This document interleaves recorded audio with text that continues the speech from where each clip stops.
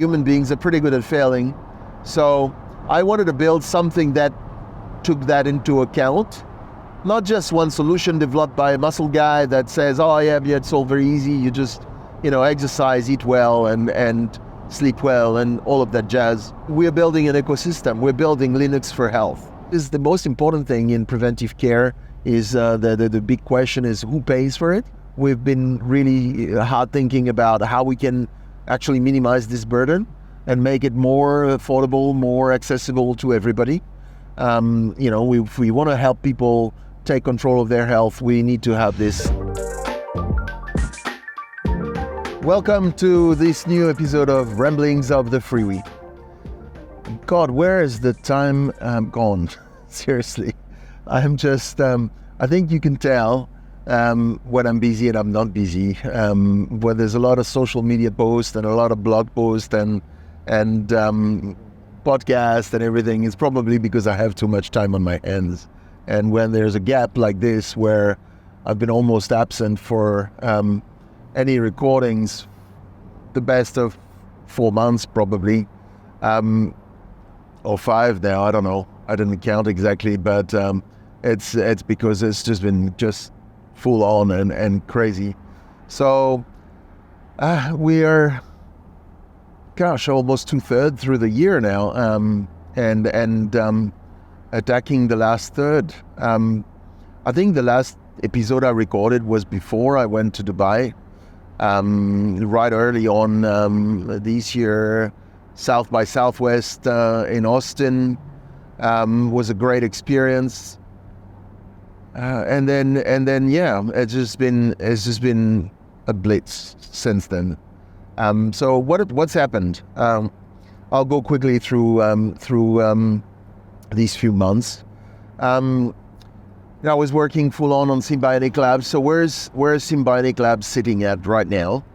SymbionIQ Lab is really come out as being the internal client, the app that is focused on movement, physical activity, and particularly on remote training movement.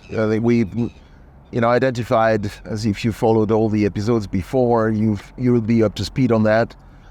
We've identified that physical activity was one of the hardest things to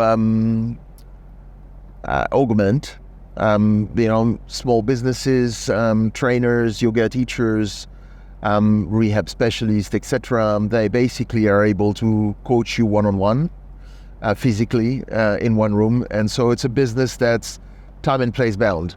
And so our focus has been to how can we augment, how can we 100x these businesses, allowing them to build online digital tools, have their lessons remote, so that people can train with them from anywhere in the world, at any time of the day, and whenever convenient to their schedule. So that was one way we felt was a good way to get people moving. And a healthy body is a body that moves, a healthier body than a body that doesn't move, as kind of the basic principle.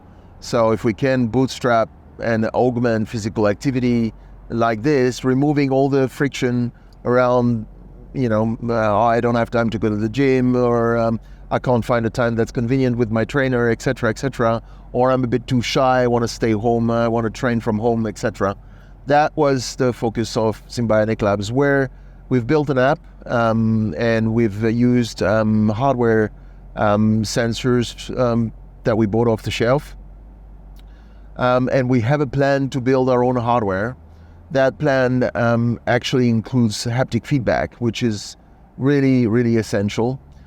So SymbionIQ Lab and particular app called NeoMove with hardware called NeoTracker is basically a solution for remote training from anywhere, everywhere, at any time. The haptic feedback part is why we have electronics on the body, why we don't do it with a camera on the phone or things like that. So every time I pitch that, generally I get, hardware is hard. We don't really like hardware. It means a lot of inventory. It means, not easy to change. Of course, software is a lot easier. You can change a few lines of codes, we publish an update, download that to all your users, and then there you go, you're on the new version. Hardware, if you make mistakes, is like any production item. Like if you were producing a sofa with round edges and you wanted suddenly to have square edges, you don't need to go through retooling, material changes, design changes, etc. Same with PCB and electronics. Something goes wrong with the componentry, or it doesn't have the battery life that you expected. You need to go through a redesign, and you move one component, and there you go, it's the whole PCB that you need to change. It might be like a domino game and throw your design out. So you're completely conscious of that. I mean, I've spent years in hardware, so this is not something that scares me or that I find difficult. It's just like anything. It's not as easy as software, for sure. But the expression hardware is hard is now number one in the, I feel, most annoying expression, because it just spells out one person that is not, that doesn't understand how it works, and probably not the right investor for us.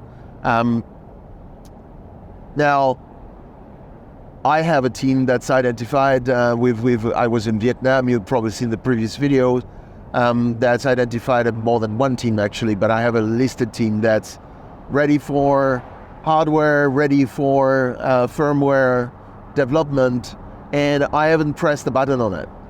I haven't pressed the button because I felt somehow my thinking is incomplete. Somehow this may not be the right entry door for funding. And if I got funding on this part, I would inevitably have people who are gonna try to confine me to this. And I hate being confined to this because our vision is much wider.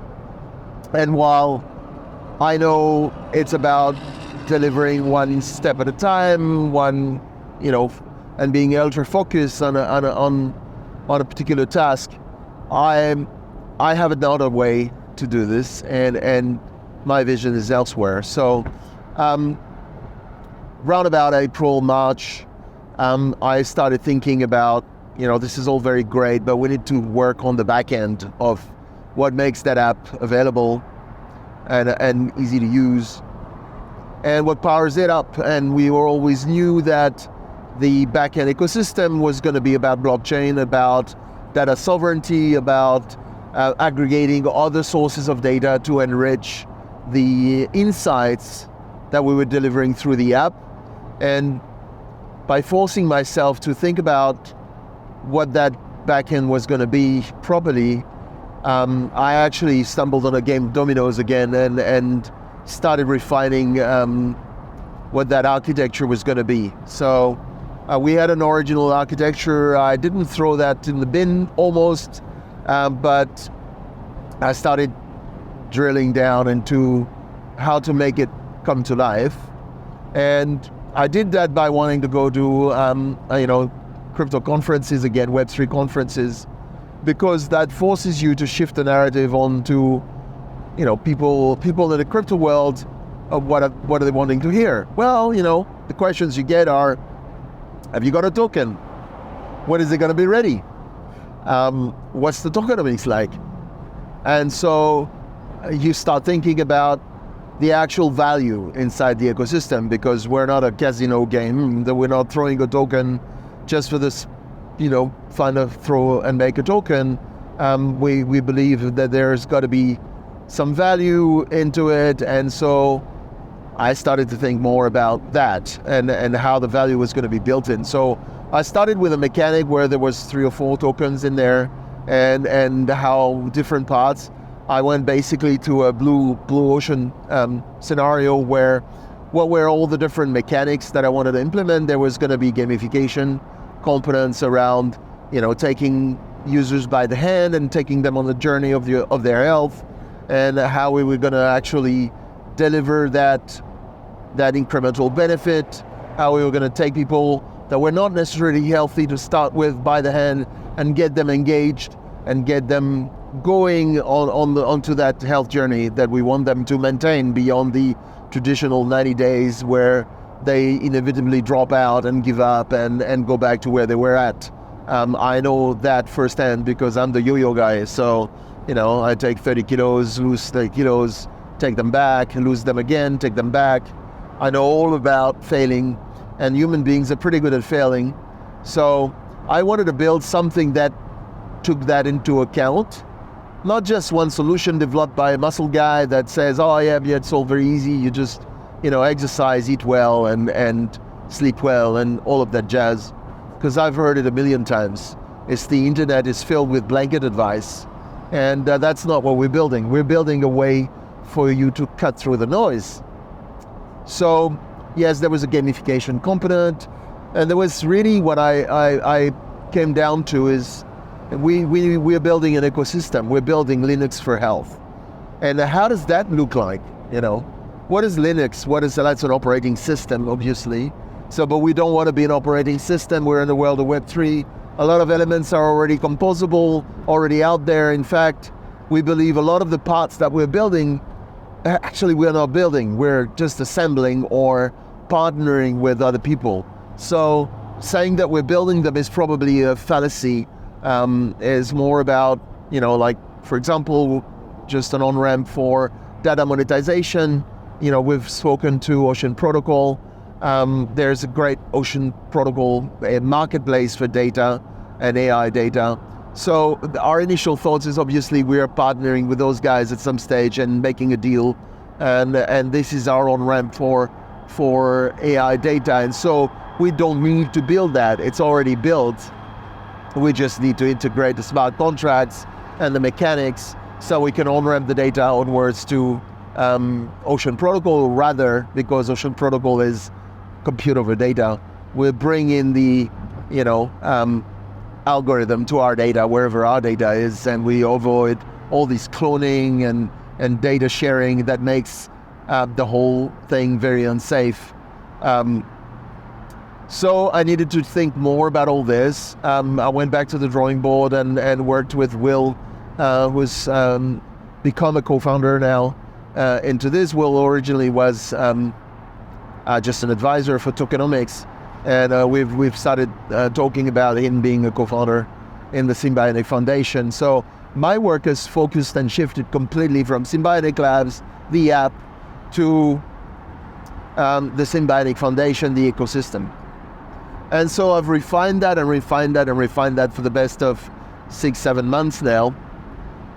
And the narrative has shifted significantly to me realizing that we actually need to productize this as well quite quickly so people can onboard with whatever they've got.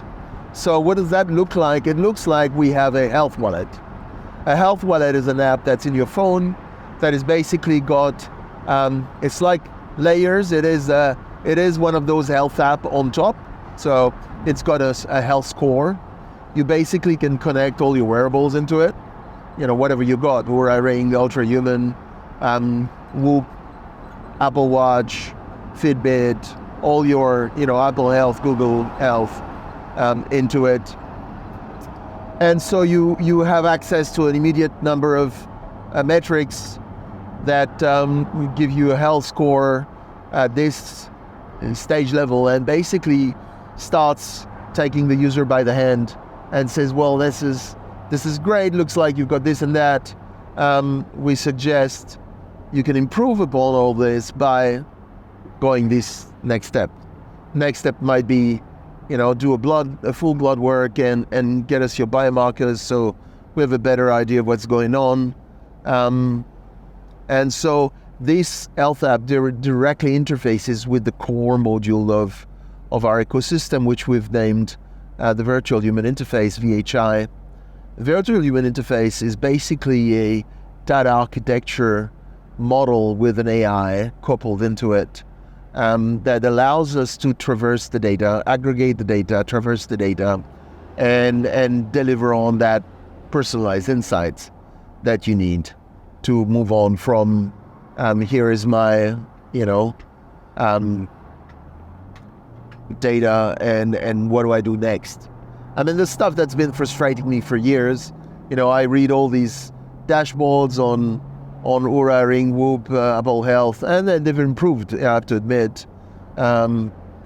They've improved because there's more intersection of data between different sensors, and now you can start to make inferences, on what people really need. But it's still very low and very weak, and I believe we can go next step. And for me, that's also become very clear that it's not a platform game.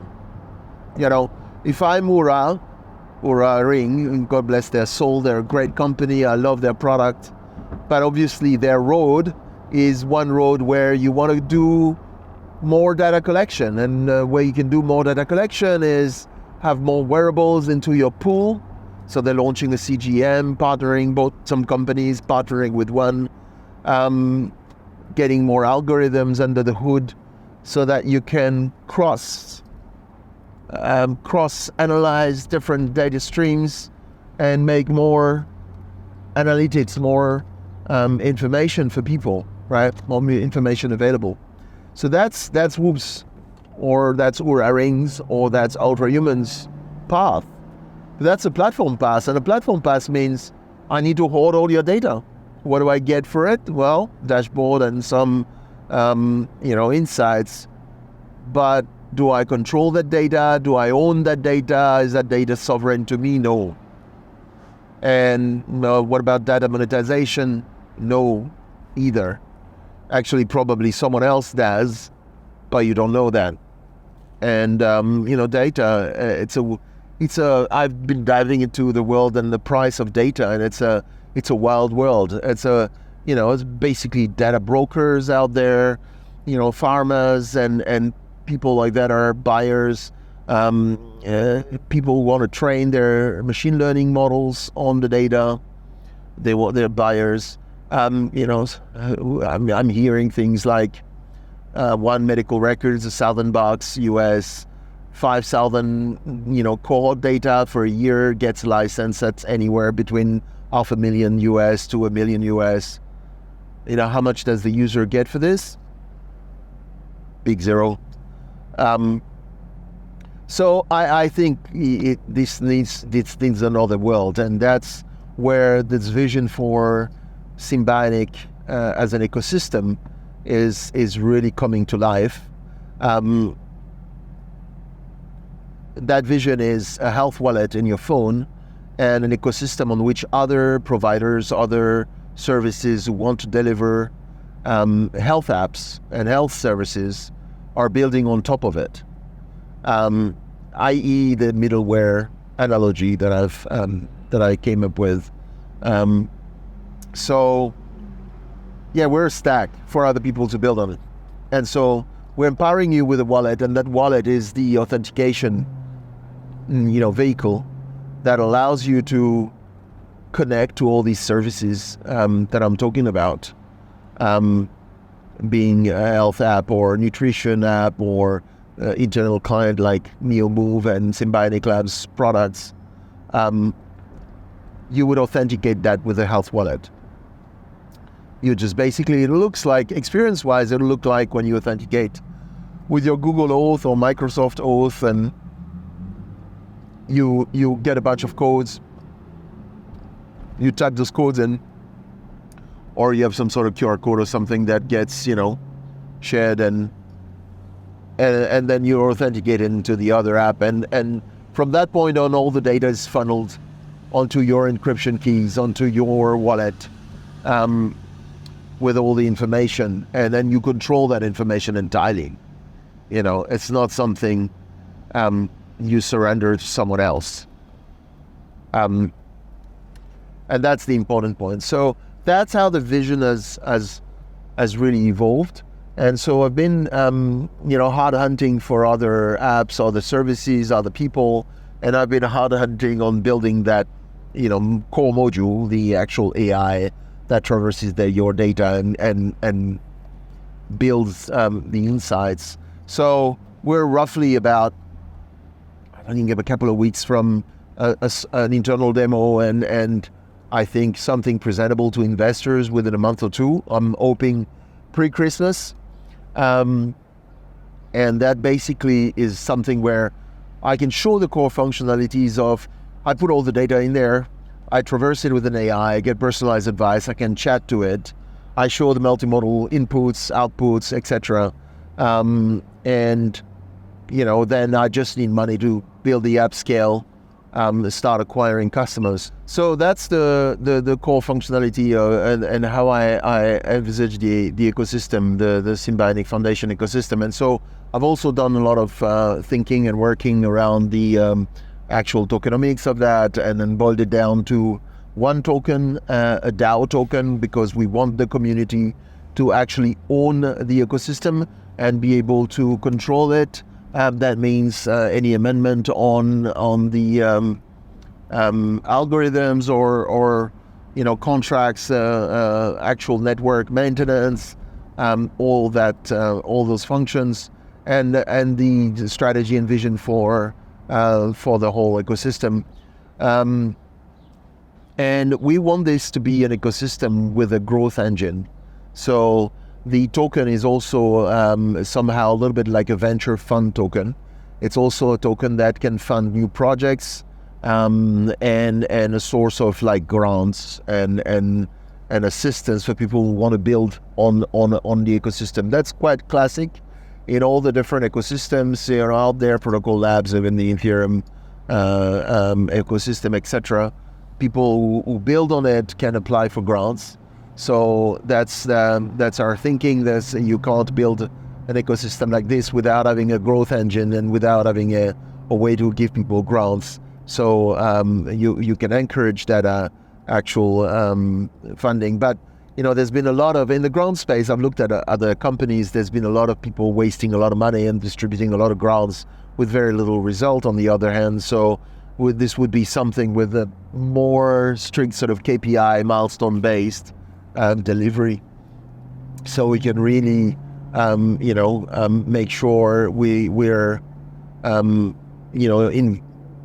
really actually financing people who are truly building exclusively to be on this. It's quite important.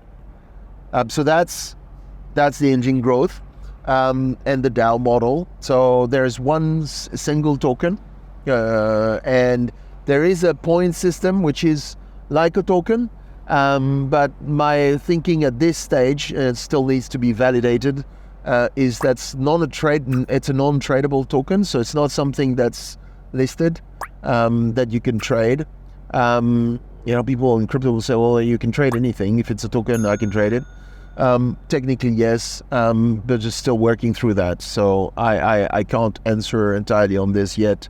But it's built like a loyalty point for an airline, so that you basically can redeem your points and stake them against health expenses, use them in an actual network of relationship. Like, say, if you wanted to go do a DEXA scan, and then there's a list of labs that do DEXA scans that would accept points in exchange for a discount, something like that. So you reduce your expenses. The most important thing in preventive care is the big question is who pays for it. And so a user has always end up paying, and it's very expensive in the end. So you wonder what the value is. So we've been really hard thinking about how we can actually minimize this burden and make it more affordable, more accessible to everybody. If we want to help people take control of their health, we need to have this accessibility built in. So that's one dimension that is really important in there. And so, yeah, in the process of building all this, I've done a lot of thinking about the audience and my early adopters, and I've also done a lot of thinking about what were my core beliefs in terms of longevity and health span and lifespan and all these transhumanism and all these different currents out there. And so I asked myself the hard questions, do I want to die?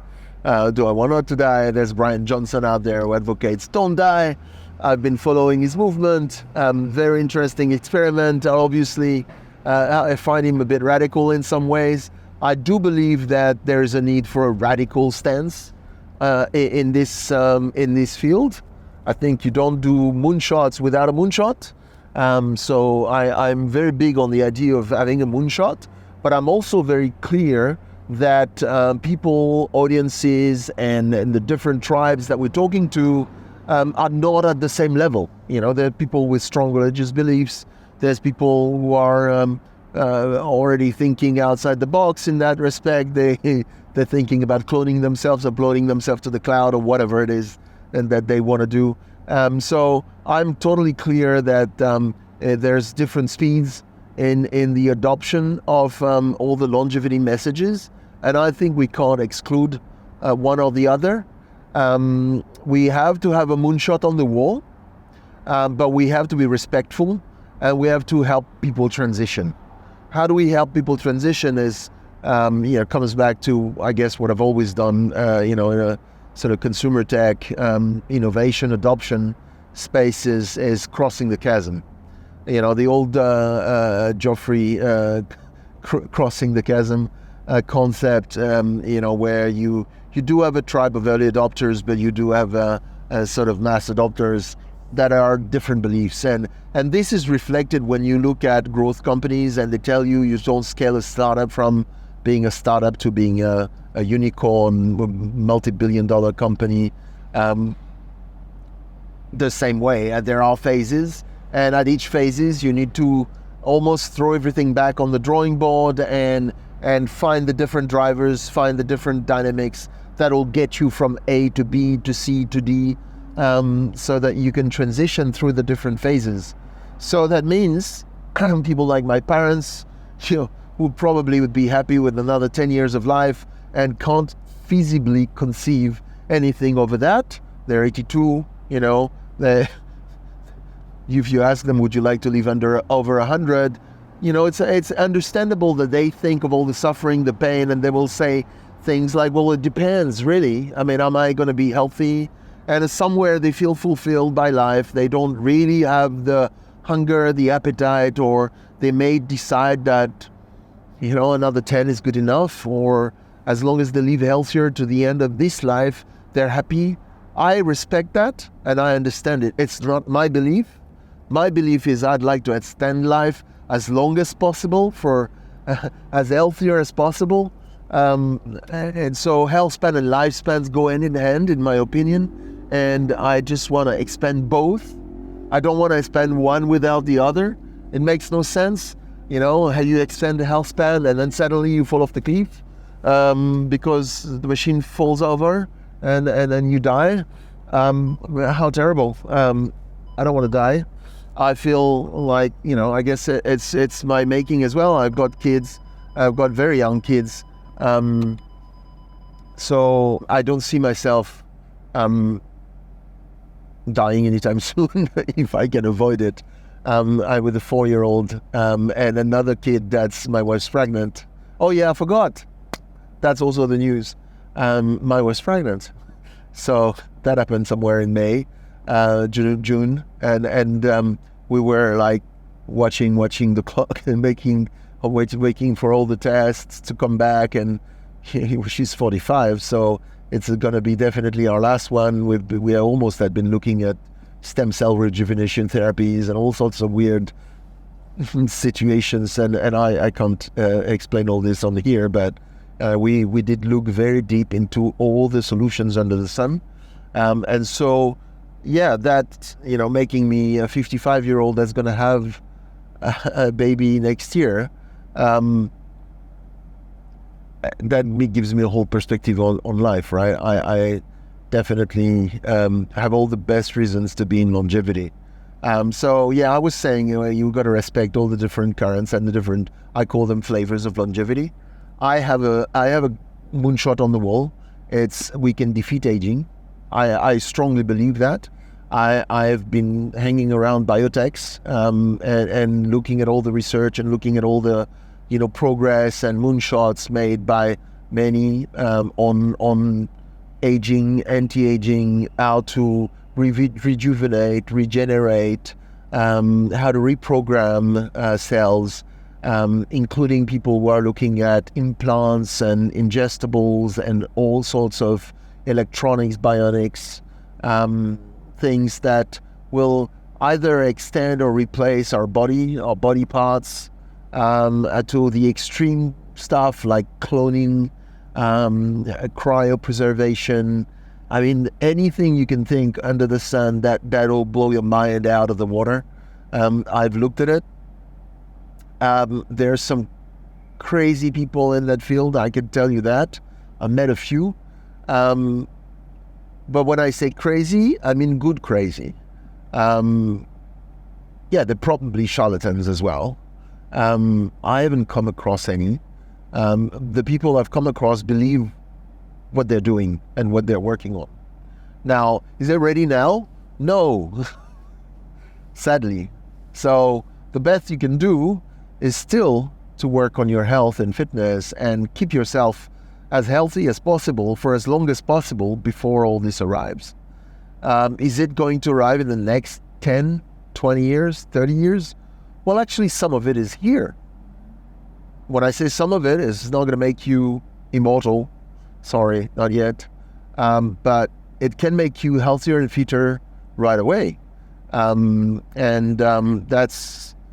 That's what I think is amazing.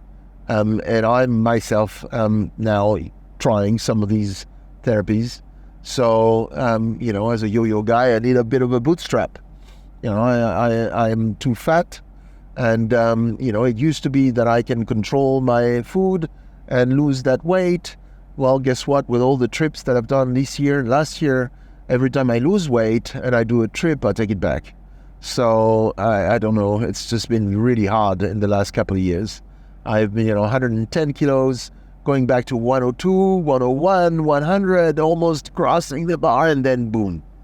I take a trip and I take 5 kilos, and then I take 6 kilos, and then I'm back to 110, and I'm back to 112, and it threatens to be 120 again. And so, no, I can't do this anymore. And then I'm starting to have skeletal issues.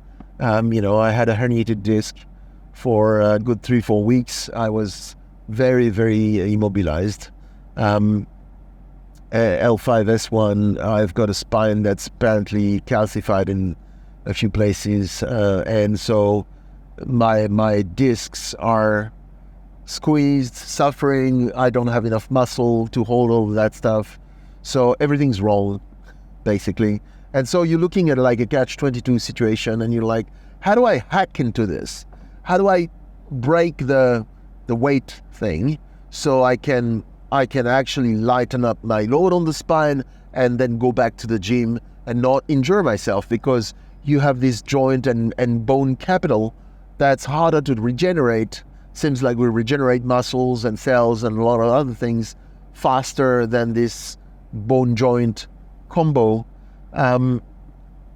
So I can't go to the gym with 110 kilos and try to exercise, even try to do lighter stuff. It just doesn't work because I don't maybe know what to do right or wrong, and I end up injuring myself. So it's all in the kitchen, but all in the kitchen seems like I like food too much. So I don't know. So here I am trying pharmacology solutions. I've just got onto something called tirzepatide. Tirzepatide is a more commonly known under the brand Mounjaro. Not available in New Zealand. I had to pick it up in Dubai on the advice of a good friend of mine that's off the shelf in Dubai. So I went there and bought it. I bought 4 months of it, and I'm onto it for like 2 weeks now. It's a GLP-1 inhibitor, just like the good old Ozempic that everybody talks about, but it's the next generation stuff. There's a third generation 3 anti-agonist. This is a dual agonist. Ozempic is a single agonist. I want to go into the detail. It gets really complicated, and maybe I'm talking to an audience that's not knowledgeable, but you can Google it or ChatGPT it now, and it will explain all to you. But anyway, I'm trying this. It's not a long-term solution. The solution I'm looking for is something that will get me lighter, so I can get in the gym and then work my way backward. So let's try that. And of course, I do this in full monitoring. I've got all my wearables, CGMs, etc., to measure blood sugar, to measure all of these things. And I will get on to other things later on. None of this is medical advice, please, guys. There's one very important thing that I want throughout all of this project is I do not give advice. I do not give advice because, one, I'm not a doctor, and please talk to your doctors, find the right doctor for you. Or if you want to take the risk and join a community of biohackers, there's some very good ones out there. And you will please exercise critical thinking, because there's a lot of people who do this without much scientific framework around it. They just throw whatever the kitchen sink at themselves. It's both insane and dangerous. But then there are also very good people who know what they're doing and are doing things with a methodical approach, which is what I believe you can do. What I do is check things up, measure the impact, do blood work, check my biomarkers, see if there's any, impact. How do I feel? I try to log everything. And basically that is what this app will do. NeoLife, our health wallet, this is what it will help you do. Actually log everything, put all your test data in there, monitor all your wearables, potentially include your genomic data, and see what an intervention with a set of protocols that you're following leads to what result, and how to rinse, repeat, and improve yourself along the way, and figure out what actually works for you. That's my ultimate goal. And so I'm a bit going to be the guinea pig for all this, because it's my health data I'm going to input first into all these AI stuff that we're building. So if I can crack it for myself, I can crack it for the rest of the world. But yes, I'm not going to give advice. I'm going to make tools that are going to help you heed your own advice. I'm trying to find the right words. So that's what we've been up to. And so I was coming to explaining how I've aligned myself with all the different currents. I was already inside the transhuman group, the Australian transhuman group there. I joined a few longevity forums, groups, etc. I followed Don Dye, Brian Johnson. I actually went to Singapore's Don Dye Summit. I had dinner with Brian. I listened to his philosophies, thinking.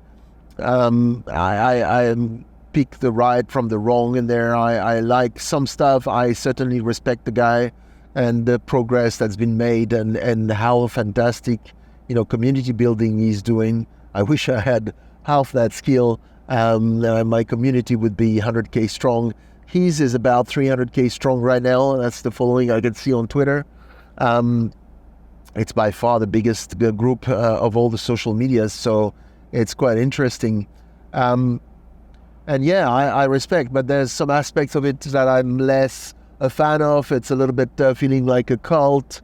Some of his experiments on himself are a bit out there. And look, I don't have the medical background to judge them. They do just feel out there in terms of common sense. I'm a little bit, feeling that they're extreme. I don't think I would follow in the footsteps. But good on him for putting himself on the line. I always respect someone who's transparent and is being the guinea pig for the world. So, it does come with a big ego and a bit of a pop star syndrome. Hey, you know what? There's worse in the world. So far, I'm not offended. Like I said, I respect the guy. So that's it. For all these longevity threads and flavors, I have found a group that I decided is where my thinking and my values lie the closest, and that group is the Vitalism Foundation. If you don't know it, I encourage you to check it out. Vitalism.io is their website. I've become a vitalist. Basically means adhering to the charter that death and aging is the enemy, and that we want to defeat aging and defeat death ultimately. And so that is my belief that it's possible, and that we need to work towards extending health span and lifespan concomitantly together, not separately, and that working on individual diseases, I know there's a lot of research on cancer and all these things, is very important, sure, but actually sometimes some of that funding gets lost in translation, if I can say it like that. Whereas I believe we should concentrate that funding on finding out how to defeat aging, because aging is the primary cause of all these diseases. So if you weren't aging, you wouldn't catch cancer. You wouldn't have all these other things like Parkinson and Alzheimer. So I know they're saying, well, if you study Parkinson's, Alzheimer, obviously you're studying the root cause. Yes and no. Most of that industry is focused on symptoms, like how to improve the symptoms, how to defeat the symptoms. And so it's the root cause that we need to attack. And the real root cause of all of this is aging. And so that's my belief. And that's what we've been, what we're thinking with harnessing all your data in one place. Somehow we can create the biggest biobank in the world.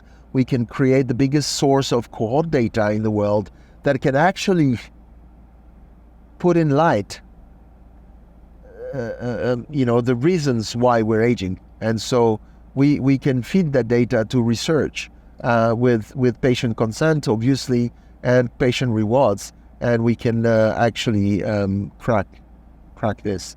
So, I mean, yeah, that's where we're at. We've aligned ourselves. We've been recognized as the SymbionIQ Foundation is now a Vitalist certified organization. I believe it's a big step, and I think it'll go on from there. So I've started talking at conferences as well.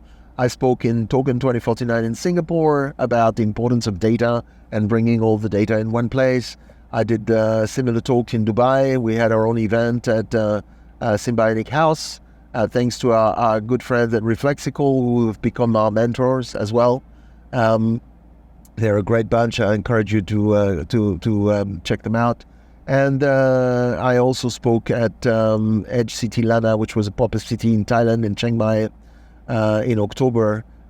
Same talk about data, and this time I was in front of an audience of medical doctors and healthcare professionals and researchers, etc. So it was really good to get feedback firsthand on our ideas and our feedback. This is me trying to get before we actually grow our own community, really about listening to the communities that are existing out there, and that would be the early adopters of our solution and how things are going. So, yep, that's it in a nutshell. Thank you for listening to this episode. I will try to be a bit more present again. Sorry for the big gap in month between the two episodes. I'm planning some more episodes on the other side in the quantified self space. So watch this space. There'll be a few more podcasts coming in. With my wife pregnant, I'm not planning any other trip until probably next year, past March, April. So it's going to be home time for me in New Zealand. There's summer coming up, which is not today because we're still having a bit of light rains and things like that on and off. But I'm braving that with my open top, as you can see. So I think we'll be okay. We're putting our head down for a few months, getting this AI out of the door, shipping that, and then talking to investors on the way. Making sure we're ready for a token generation event, making sure we're ready for some people coming on board as our lead investors. It's hard to find the right guys. We're really picky about who we want on board. It has to be someone who understands the space, who understands the moonshot, who agrees with this open source ecosystem approach, who agrees with user data sovereignty, ownership of your data monetization, not someone who's going to corner us and push us into data monetization at the expense of users exploiting the data. That is not what we're about. So it's we've listened to a lot of sirens, and a lot of these paths were leading to, why don't you just put that on a central server, and then you can sell this to an insurance company, don't you? And with the user data name and identification stuff, it's like, no. Sorry, we don't do that. We want to comply with regulations, but even regulations like GDPR and HIPAA allow stuff to be used without patient consent, if it's for research, if it's for this, if it's for that. And so it just doesn't suffice. We need something that actually empowers and rewards. And that's our thesis.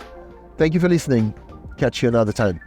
Thanks Bye. a lot for watching. If you want to find out more, please go to SymbionIQ.com. There you'll find all the socials and the different ways you can follow us. In the meanwhile, I would really appreciate if you could subscribe, help the algorithm up by clicking like. And if you want to make some comments, please don't hesitate. I'll try to read everything and answer everyone. If you find this interesting, don't hesitate to share it with a colleague or a friend. That always helps spread the word. And that's all for me today. So see you in the next episode.